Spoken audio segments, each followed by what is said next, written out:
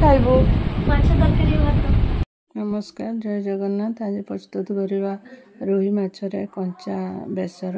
प्रथम माछ भल भाव आनी धोईदे, तापर सोरिष जीरा रसुण शुखिला लंका गोटे आम दरदरा नुहे फाइन पेस्ट गोटे आम तैयारी करदे। तापर आम से पकड़ा नवा बिलाती भुर्सुंग पत्र के आंबुल आ कंचा लंका रसुण तापर आम कौन करवा ना से माछरे से जो फाइन पेस्टा आम सोरिषरे करथिबा सेटा को आम भल भाव देदेबा गोलैदेबा। तापर आम दबा टिके हलदी आवश्यक अनुसार आम दबा लुण जी परिमाण दरकार आपड़ जी परिमाण नहीं। तापर आम सोरिष तेल कंचा सोरिष तेल दबा 3 ରୁ 4 टेबल स्पून देवे सोरिष तेल।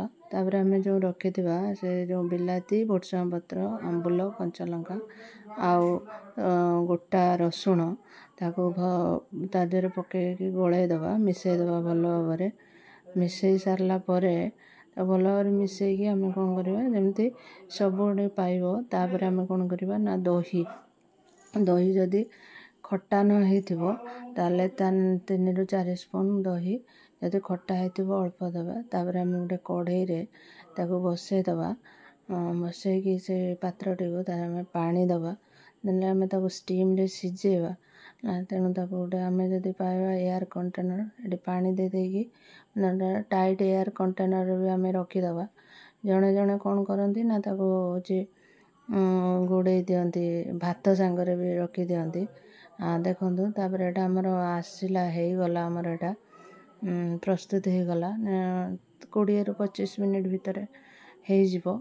तापर आम टे कंचा सोरिष तेल मिसईदेबा मिसई सारा पर आमर ए देखूँ एटा आमर माने फाइनाल लुक माने भल जोटा आमर हो गला प्रिपेयर हो गला कंचा रोही माछर बेसर जड़े जड़े भापा माछ बेसर बोली कहती बांफ माछ बेसर कहती।